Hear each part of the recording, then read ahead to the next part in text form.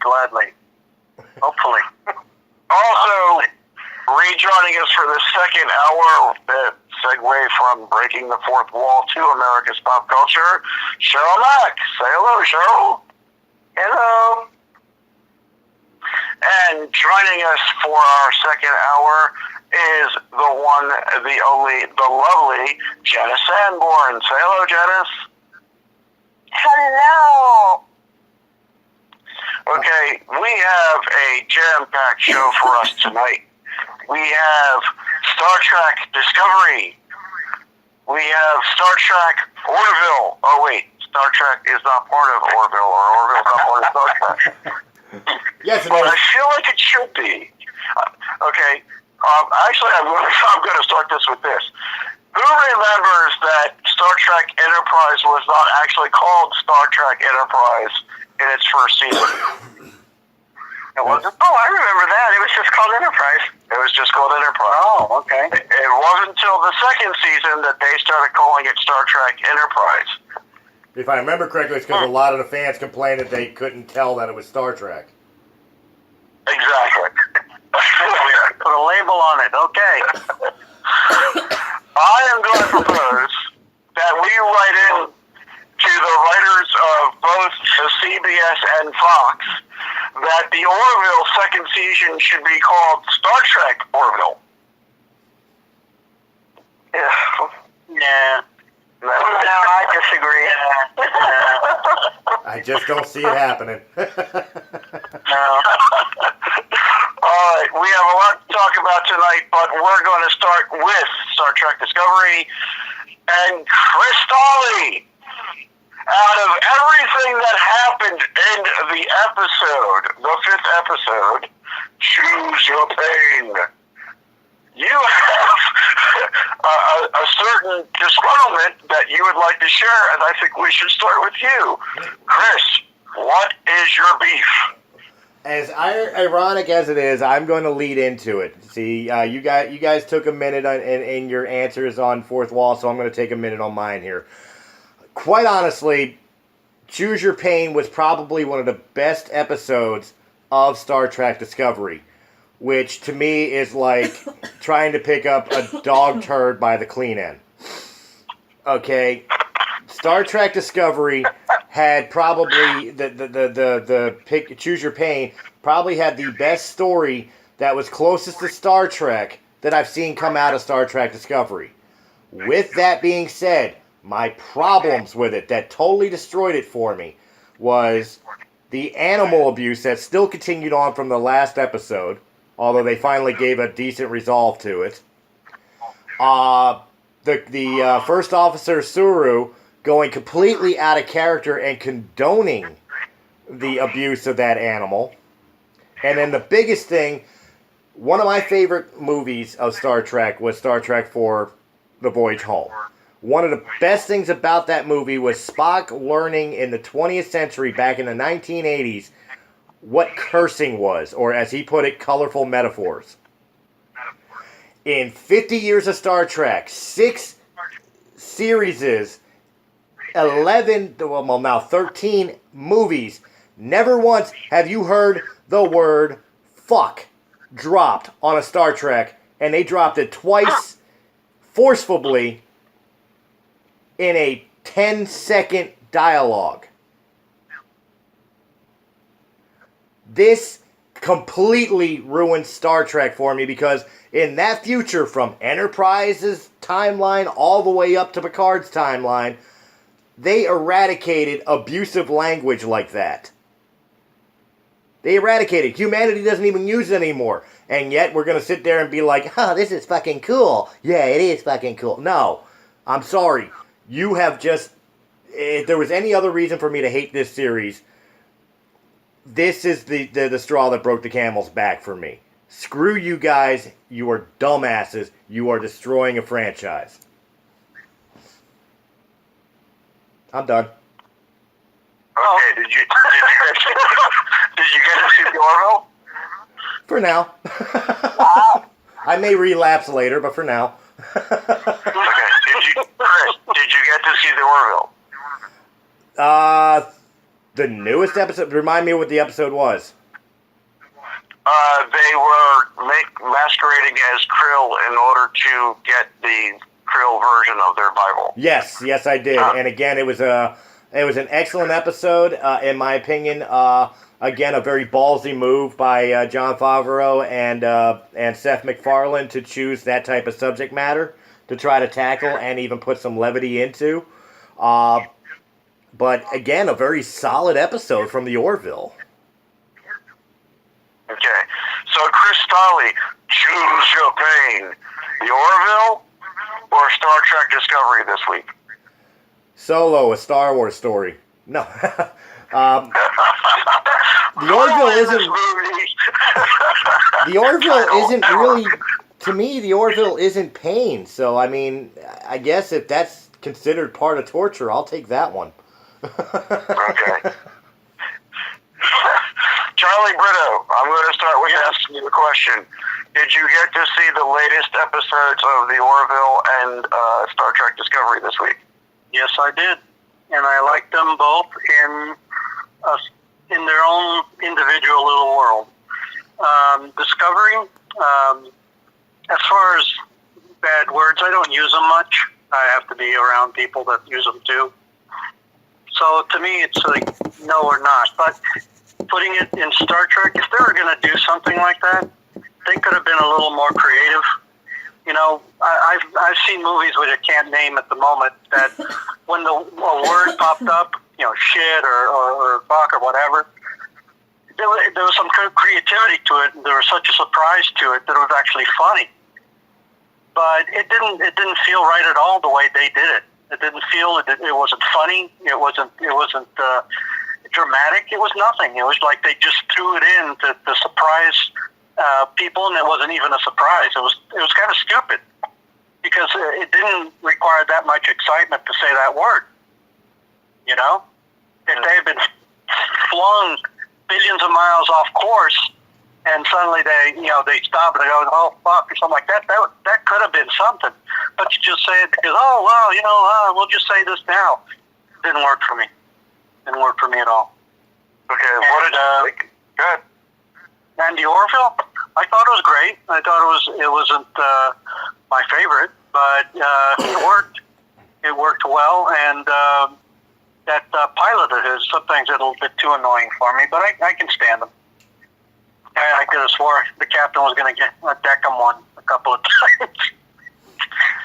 I thought both of them were very dark. And I thought both of them asked you to look at a situation from a moral dilemma. There was, in both episodes, there was no right or wrong answer. It was shades of gray. I'm going to stop there because I want to get Cheryl and Janice's opinion before I go on. Charles Brito, choose your pain. Orville, Discovery, both, or neither?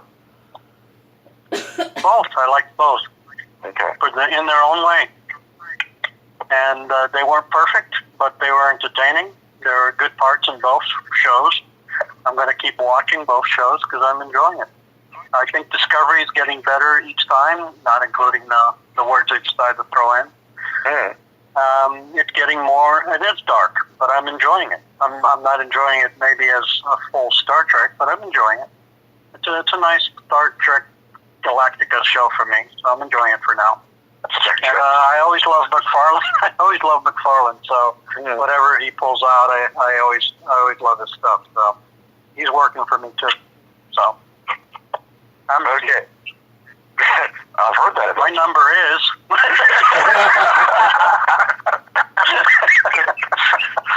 So, did you get a chance to watch both Discovery and Orville this week? Okay, well, yeah, things have changed since the last time. Because I did watch more Orville, and actually the only reason why I did, because, as you know from the last time, I don't like that show at all. I didn't like it. I watched the first 3 episodes. I'm not watching anymore. This thing sucks. I didn't like any of the characters. None of them. I didn't care if they lived or died. But one of my friends that's on the show asked me to watch the rest of the season, and I said, okay, for you, I will. But I still don't like it. Hopefully they're not watching. They're not listening because they would know that I don't. But if We have our first caller. yeah. What do you mean? And it's nothing against their work. It's the show itself that I don't like. I don't like it. I still don't like it, even though I've watched all the episodes. Now, Discovery. As you know, I hadn't watched any of those, but we were talking about it while we were waiting for you to come back on, and I had some friends involved with the show that they sent me little online screeners, so I was able to see them. And I don't care for that show either. However, I like it more than Orville. I'll give it that. But that said, I agree with what was already said about, because I don't agree with animal torture at all. We've gotten away from that in this day and age. I mean, yeah, it still exists, but it's frowned on, and it's not like out in public that the stuff happens, and people want people like that to get some kind of, like to go to jail and stuff. So no, there was no reason for that. And then to carry it to the next episode, I didn't like that. Now, as far as the so-called bad language, I agree to a certain extent about the bad language. Because now, to me, I don't care. It can be loaded with the F word, and I don't care as far as movies and stuff. But it's not Star Trek to be like that. And even if you discount that, okay, well, it's not Star Trek, but if it doesn't go along with what's in the movie, just like what the other guy said, if it doesn't go along with the rest of the movie, then what's the point? Like in Star Trek Generations, when they're getting ready to crash, and Data says, "Oh shit!" Now that made sense, and it was funny. And actually, it was funny because it came out of Data. Right. It wouldn't have been funny if it would have came out of anybody else. But because it came out of him, it was funny. And that didn't bother me. So I feel the same way about the so-called bad words as I do about nudity. If it has to do with what's going on, then no problem. But if it has nothing to do with the movie, then what's it doing there?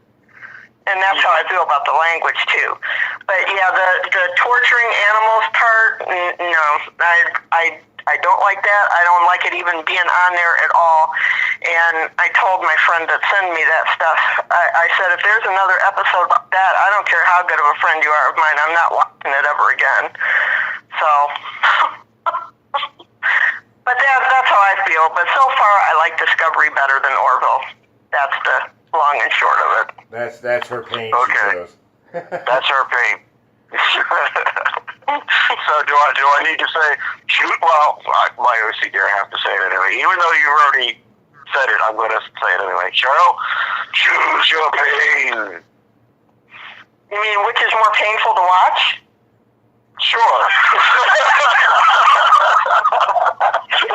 The Orville is more painful to watch. Okay. I can't even watch that in one sitting. I have to watch a few minutes of it, turn it up, and go back to it like several hours later. So that's very painful to watch. You're stretching out the pain, though. I mean, how? I can't. Well, yeah, but that's the thing. I can't take it all at once. It's just too irritating to me to take it all at once. And the only reason why I'm doing it works the same way as when I do my reviews.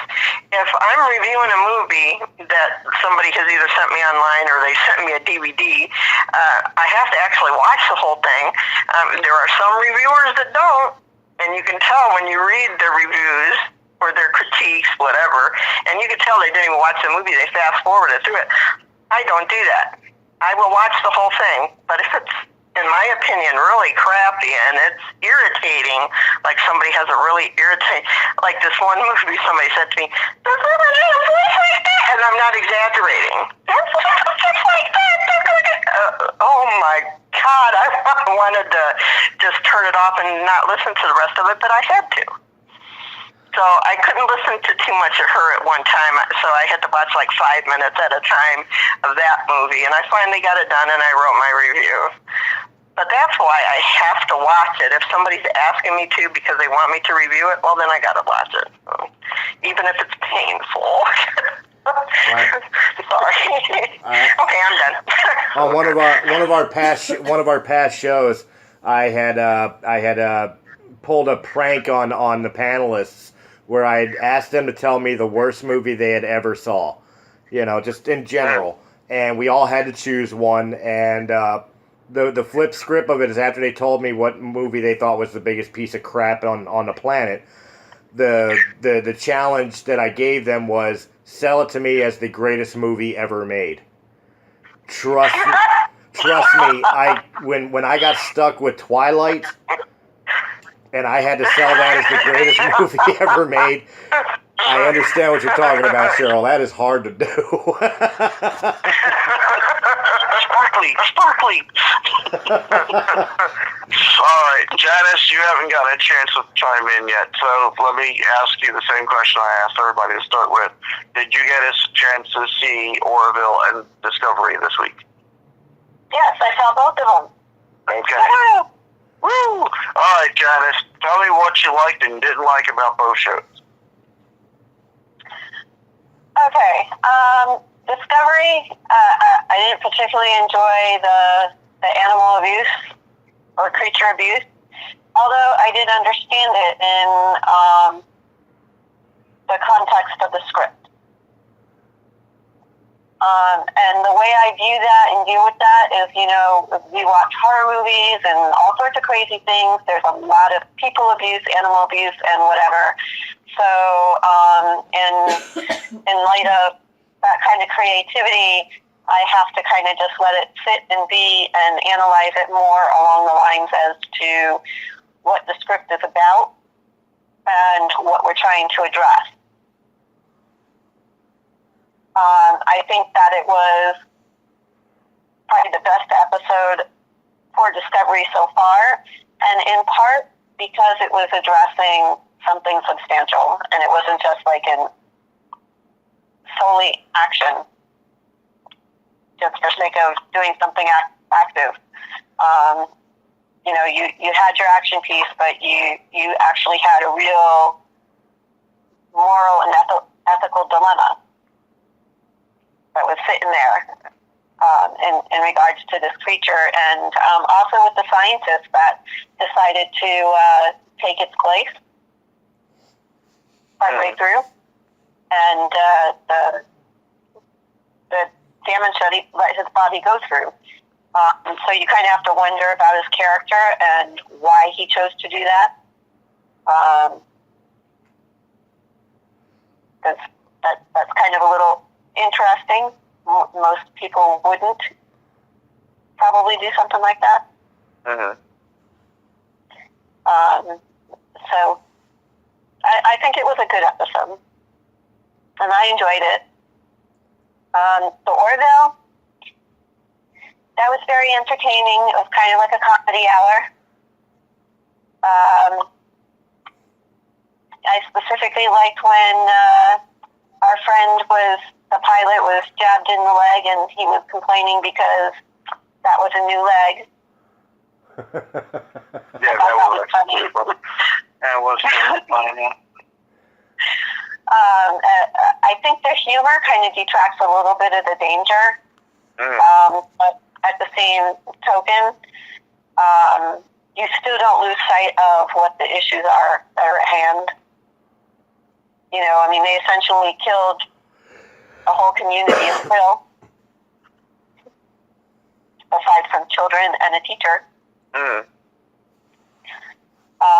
And that, to me, is probably just as bad as abusing the creature on Star Trek. Yeah, I can agree there. A little bit too much.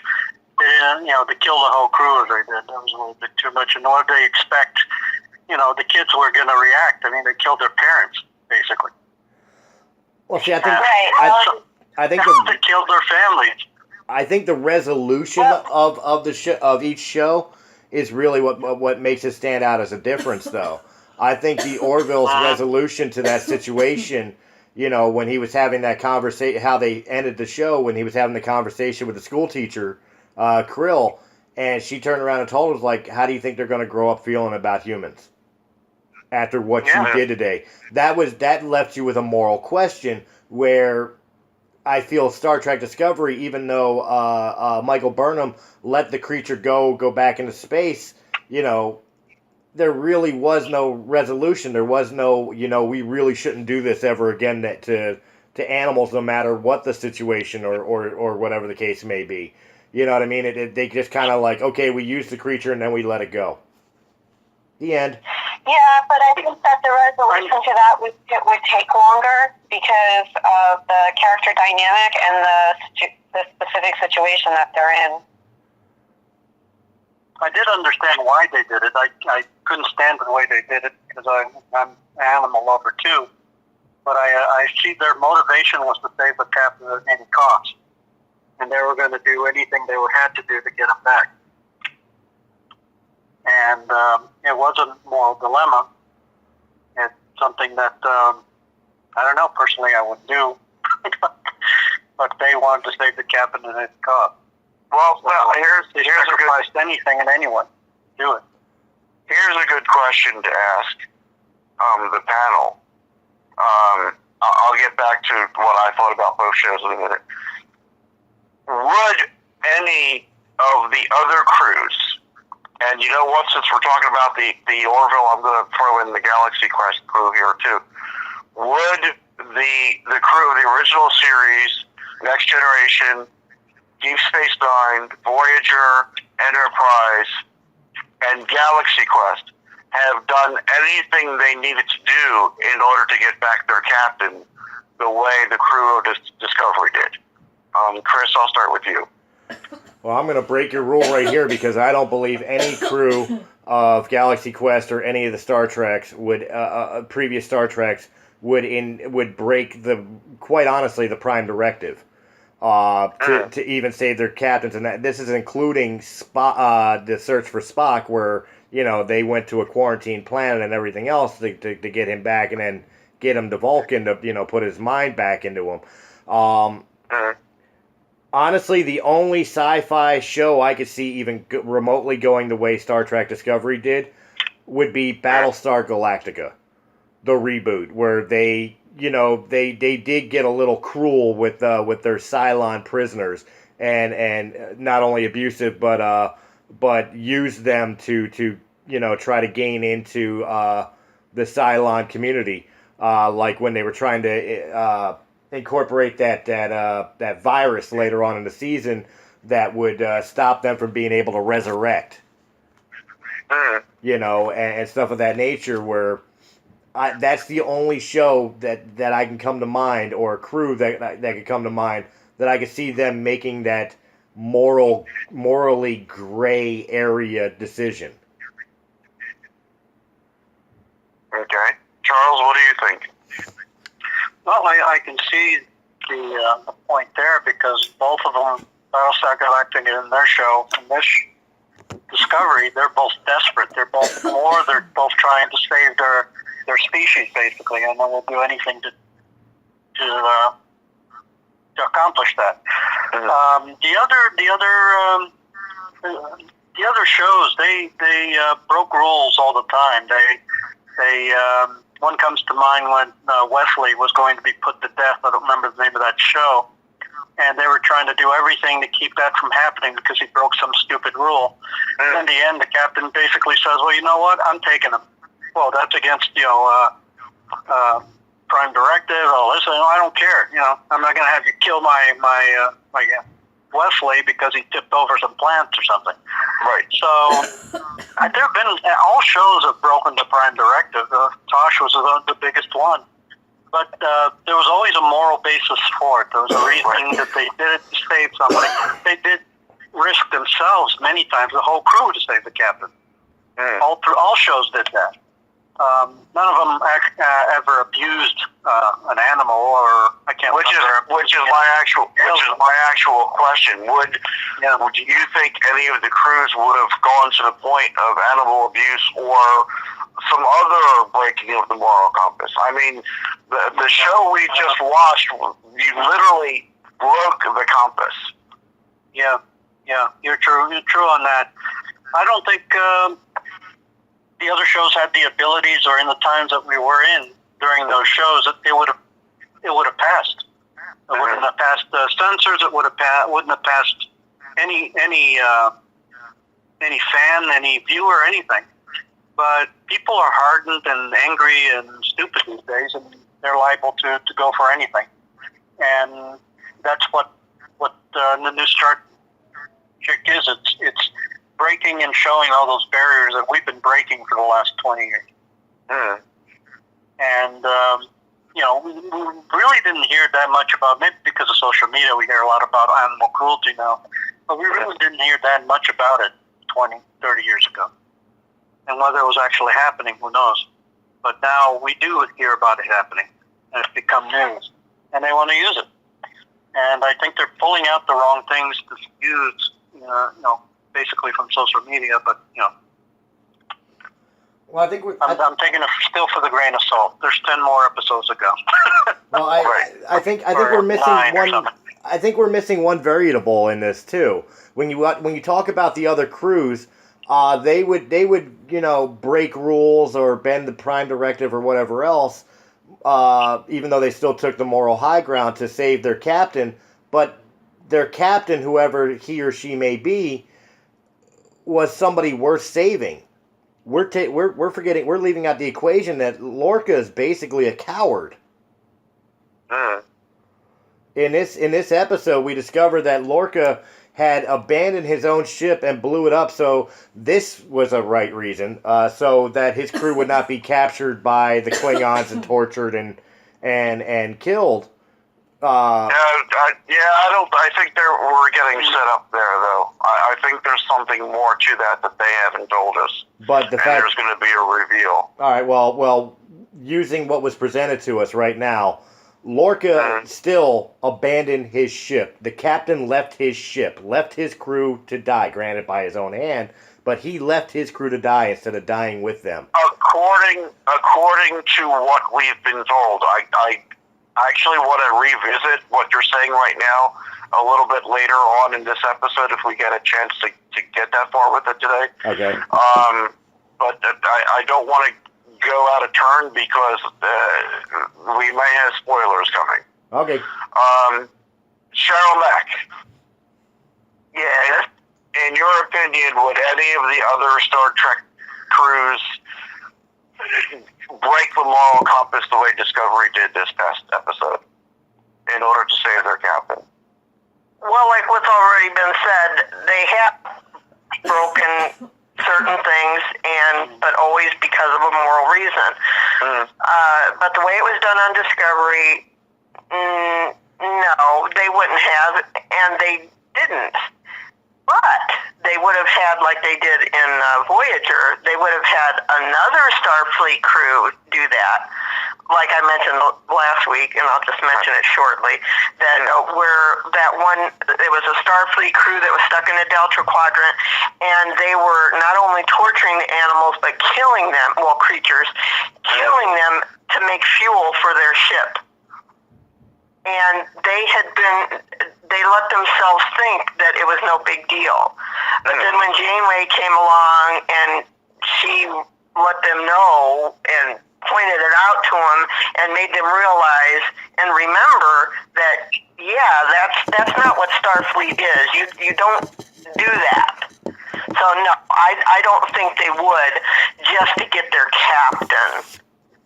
And there have been instances where they had to do stuff, or they thought they might have to do stuff to get a captain or another member, and they didn't do it because they said, well, they're not going to go against the Prime Directive. But that's not to say they never did go against the Prime Directive. Right. They did it all the time. All other shows, they went against the Prime Directive. But it was always for a moral reason and a good reason. They didn't just break the Prime Directive for no good reason just because they felt like doing it. Right. It became a moral justification in order to break it. It wasn't just willy-nilly. Right, and then I felt bad about it afterwards. Like, not to bring up Janeway again, but the episode where Tuvok and no, right now I can't think of his name because I have a headache and I have a hard time thinking of it. I have a headache, but Tuvok and the little hedgehog guy and Neelix, and they were fused together into one person. Yes, I remember. Yeah, so he was his own person. He was no longer those two. He was those two fused. And he wanted to stay the way that he was. And so in actuality, it was both of them saying that they wanted to stay like that. And she decided all on her own to change them back to the way they were. Right. But you could also see that it ate her up inside, that even though she thought she did the right thing, she knew that on so many levels that it was wrong, that it was tantamount to murder. Because that person that was just there, that everybody loved and everything, and they were getting along with them, all of a sudden just poof, yeah, they don't have a right to exist. Right. I mean, I saw her point, but I also saw the point of the person that was created, and so I can see why she did it, but I can also see why she would have a hard time dealing with that, and why she decided, well, I'm going to do it, and nobody else is going to be responsible except for me, because she didn't want anybody else to have to deal with that moral thing that she would have to deal with for the rest of her life. That she did that to somebody. So other than that, no, I don't see anything like that happening in any of the crews, and it actually never did in any of the other crews except for Discovery. So, I'm done. Okay. Janice, your take on the question. What was the question again? How did I know that was coming? That's the one time I don't repeat the question. Okay. The actual question was, in Discovery, we see the crew doing everything and anything in order to get their captain back, to the point of animal cruelty, okay? Which I think is definitely breaking the moral compass in every way that we understand that term.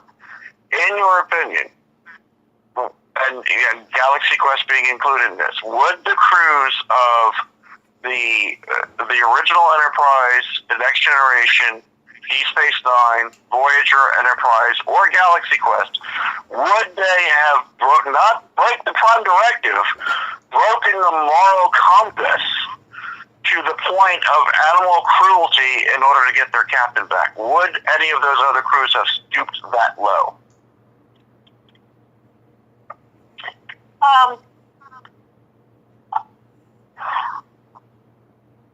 Wow, that's a tough one. If I'm going through them in my head, I think that we probably would see this behavior started on DS9, but probably nipped in the bud partway through, because the characters can get a little salty there. And if they don't have the right guiding hand, they go crazy. And I would have to say Voyager, if the situation's right, I think those guys would do pretty much anything to accomplish their means. I mean, like, they do have a bit of a moral compass going on, but all you have to do is remove a few people and you would see this behavior pattern. The rest of them, I don't think so. But okay, so what you're saying is, without Janeway, the Voyager crew actually might have done something like that. I think so, but I don't think it's just Janeway. I think Chakotay would have to disappear. Janeway would have to be somewhere else. You know, and especially if it were the earlier days with 7 of 9. Yeah, I think you would see that. Yeah, but they had episodes like that where they had them off the ship and then they could have done something to help them, but they didn't because they either had given them orders not to, or because it was not morally correct for them to do so. They had episodes like that, and they chose to take the higher ground. Well, and I think that's the point that I'm actually going to throw in my 2 cents here. In all of the other shows, and this is just my opinion, we were always given an opportunity for Kirk, Picard, Riker, Cisco, Janeway, Archer. Honestly, don't remember the name of the captain in Galaxy Quest, but we were given an opportunity to watch them come up with another solution than the ones that they were actually given. In Orville and Discovery, we're both given situations where they're basically in Kobayashi Maru situations, okay, where there are no wins. You can either kill the Krills or let the colony die in one situation, and in the other situation, save the captain, but let this creature suffer. In every other incarnation of Star Trek, whether it be real Star Trek or homage, the captains or the people in charge at the time thought outside of the box and thought of another solution to the situation. In the case of Orville, Ed could only think inside the box and said it's either this or it's that. Where I applaud the fact that he was given the situation and he did the best that he could in his mind with that situation. I would argue that maybe somebody a little bit more creative, like a Kirk or a Riker, would have figured out another way to go. Mm-hmm. In the situation with Discovery, even though that Michael Burnham is supposed to be the smartest person that the acting captain had ever met, I still contend that someone like a Kirk or a Riker would have thought of another way. Okay? Now, I applaud what actually happened, with the person in charge actually letting the creature go and him taking his place, but I think that's a setup for something else. Okay?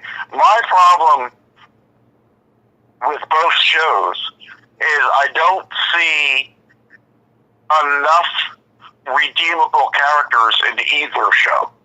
Okay? I like Orville, and I'm starting to like Discovery more. My problem with both is that, and I hate to be a purist, neither one of them are Star Trek in the Star Trek that Gene Roddenberry envisioned.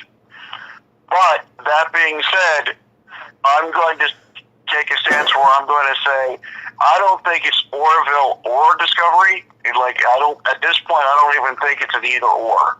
I think it's Orville and Discovery are different sides of the same coin, and I would say if you want to see anything that even remotely resembles Star Trek, watch 13 episodes of Orville, watch the 15 episodes of Discovery, and hopefully between those episodes you will get something resembling what may have been 26 episodes of something resembling Star Trek. I don't think you'll ever see Star Trek the way we knew it ever again, but I'm hoping that there's more episodes like the ones we just saw this week, where both crews are put in moral dilemmas and they do the best they can to make the right decision. But I don't see either crew like being knights in shining armor in either one of these two shows.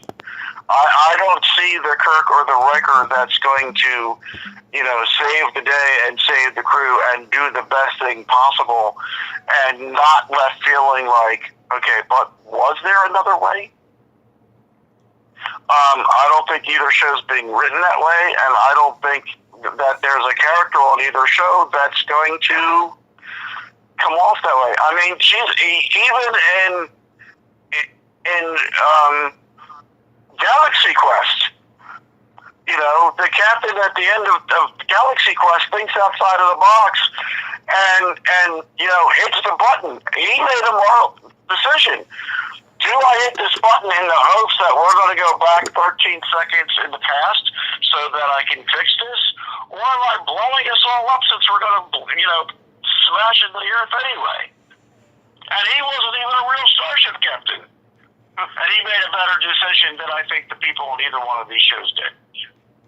That's just me. No, I agree. I don't mean to interrupt you, but that's kind of what I said, because I don't associate, or I can't think of the right word right now, but I can't empathize with any of those characters at all. Right. Sorry, go ahead. Real quick, the captain of the Intrepid from Galaxy Quest was Commander Peter Quincy Taggart. Thank you. Yes, I googled it.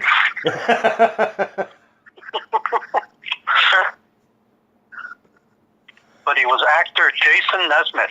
Yes, played by actor Tim Allen Dick. That's not a joke. That's his real last name.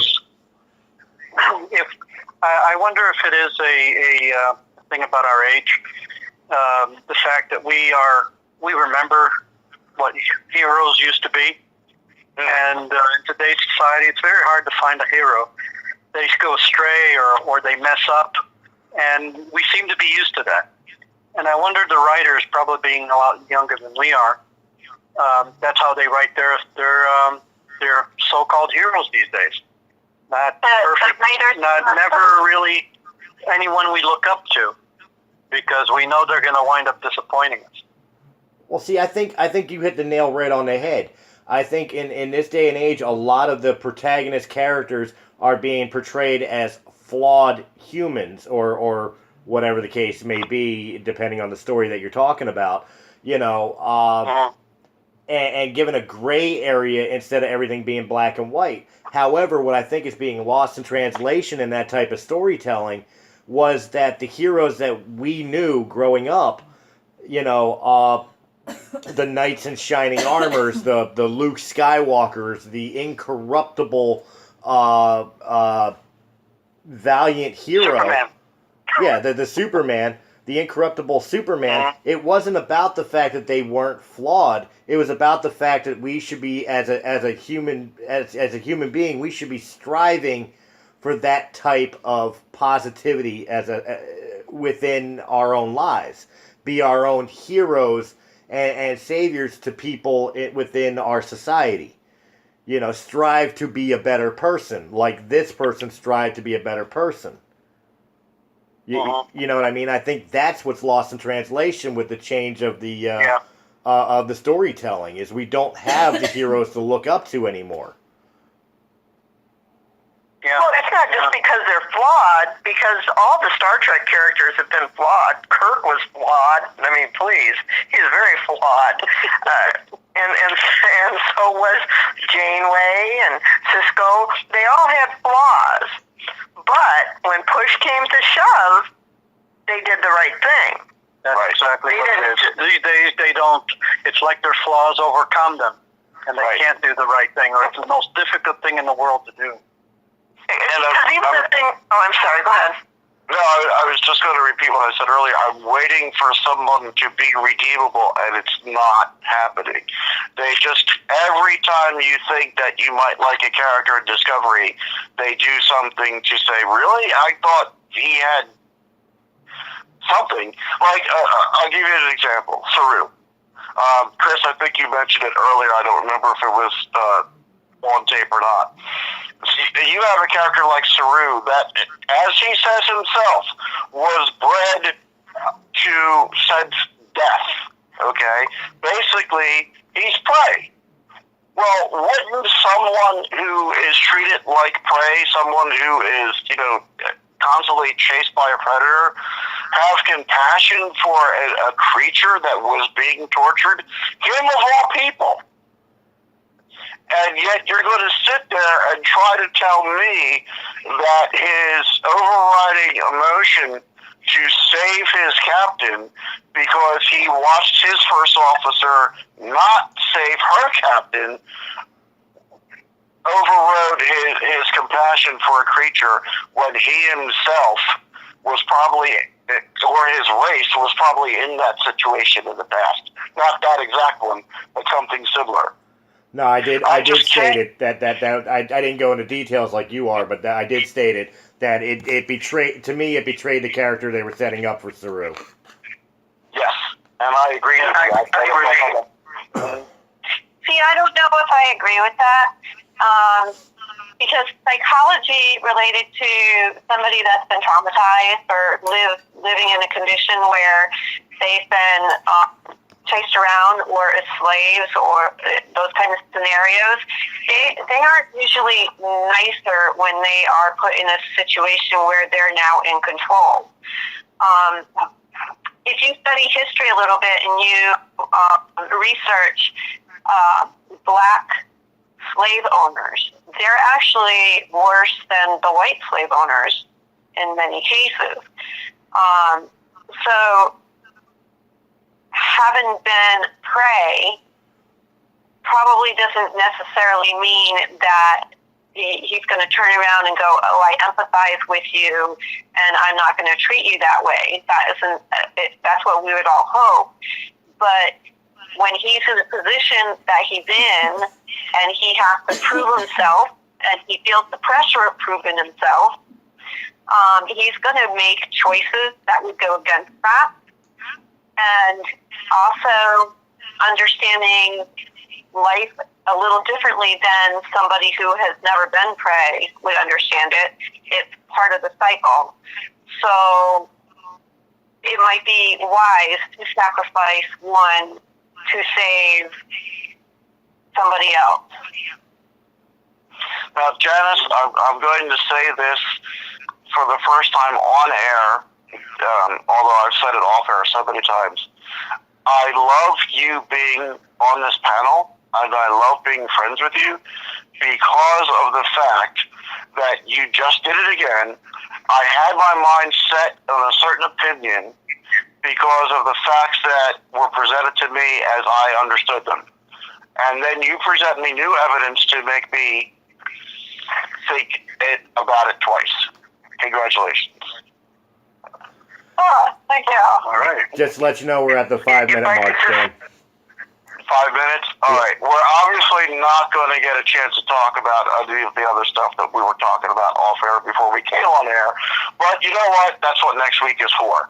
I want to take a moment to talk about something else real quick. As a setup for next week, though, and I want to try to make sure next week, which we're recording on a Wednesday, so when I say tomorrow there is no Orville, it's my understanding that Thursday night, I don't know what the date is, the 20th, what is today? The 19th. Tomorrow's the 19th. Okay. So even though you're going to be listening to this on Saturday, and I don't even care what the date is on Saturday, it's 21st. we're recording on a Wednesday. So when I say there's no episode of the Orville this Thursday, I mean the Thursday that's already passed by the time you hear this show. Talk about time travel. So by the time we talk about Discovery and Orville again, there will be exactly the same amount of episodes in the can, so they will have caught up to each other.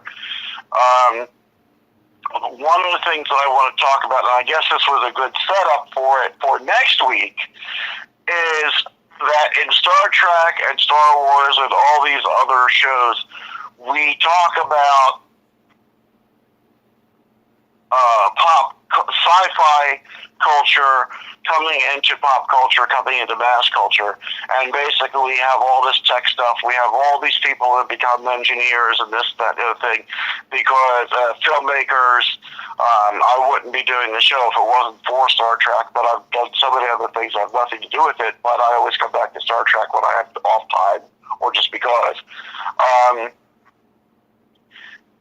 My question is, and this is for next week, so you guys have plenty of time to think about this, and I said it off air too, so I'm just reconfirming what I'm saying here. Have we, as a society, caught up to a lot of the Star Trek tech, but actually lost some steam in what Star Trek was actually trying to say?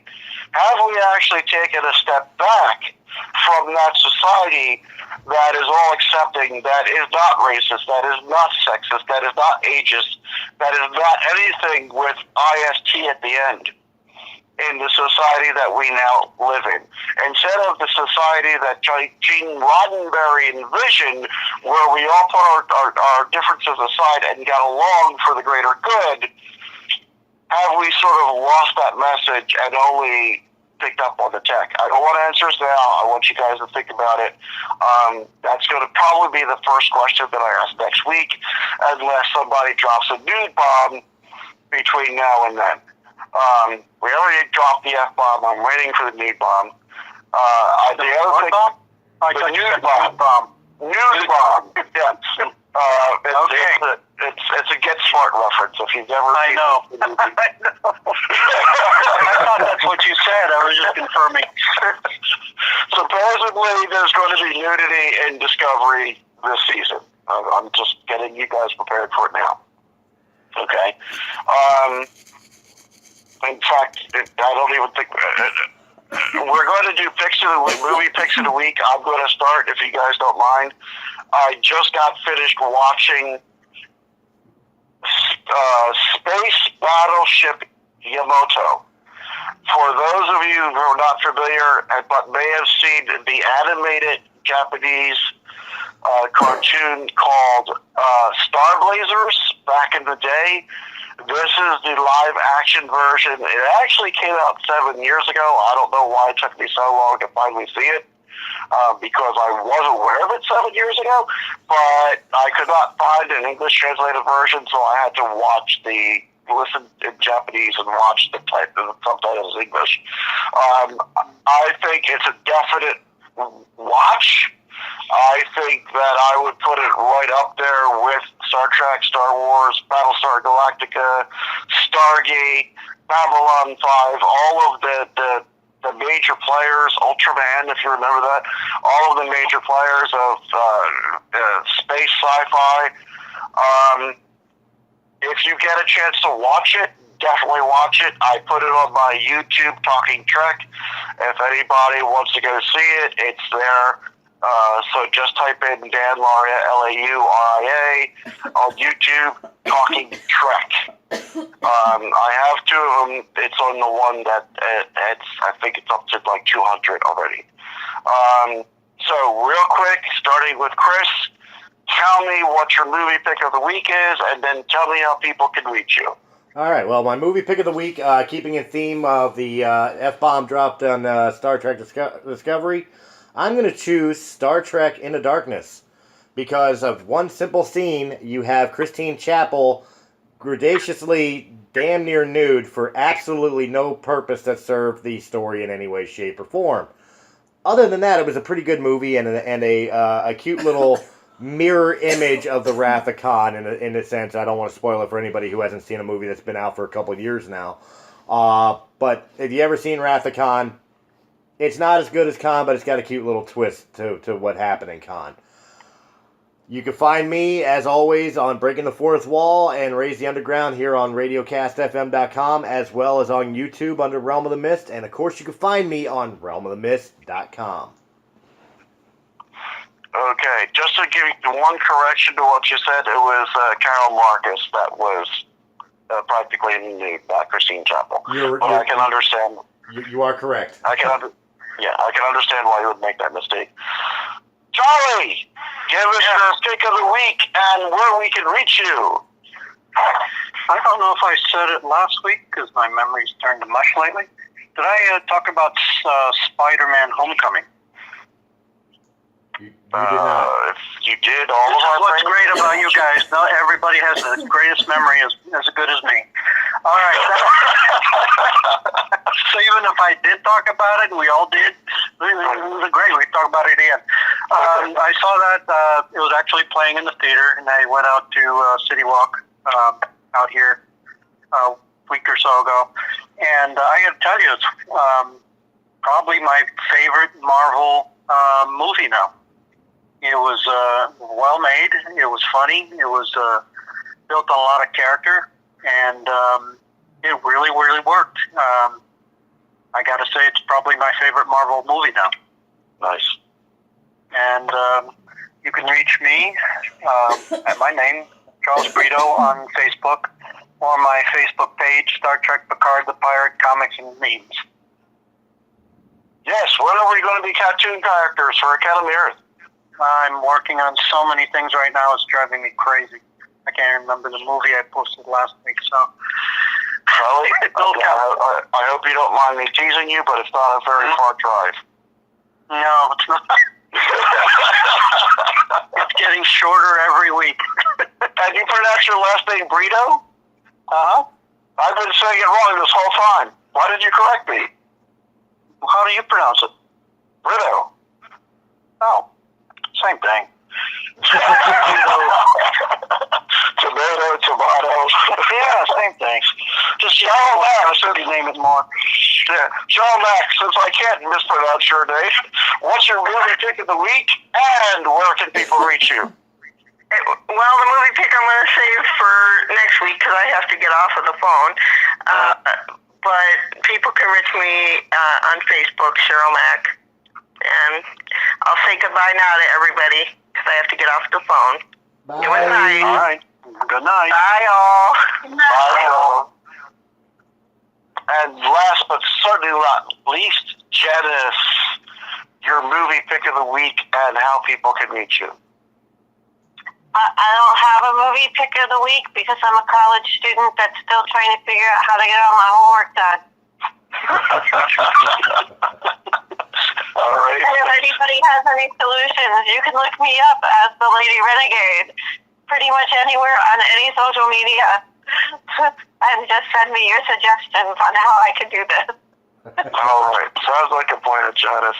Chris, how much time do we have left? We are ready to quit. All right. So basically, as I said on Breaking the Fourth Wall, you can reach me on Facebook, Dan Lauria, Lauria. I'm not the guy from the Wonder Years. I'm the guy from America's Pop Culture. You can also reach me on YouTube, Dan Lauria, America's Pop Culture Magazine, Academy Earth, Talking Trek, and All Fired Up. And Radiocast FM actually has our archives for past America's Pop Cultures. Realm of the Mist has all of this season's. YouTube has all of the first seasons, and so on and so on and so forth. I believe, Chris, is this our second or third Talking Trek already? This is number 3, sir. This is number 3, so we have 10 left.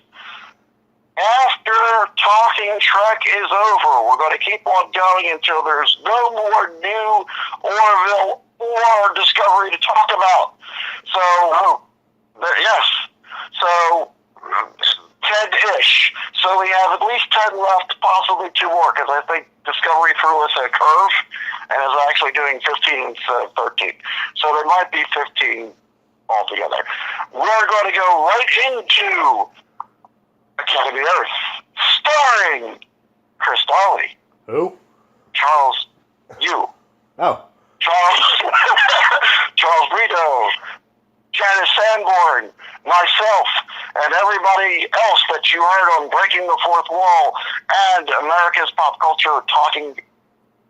What are we talking? Talking Trek. Grand show. So, for more information about that, tune in next Saturday me on radiocastfm.com and realmofthemist.com. Chris, take us out. See ya.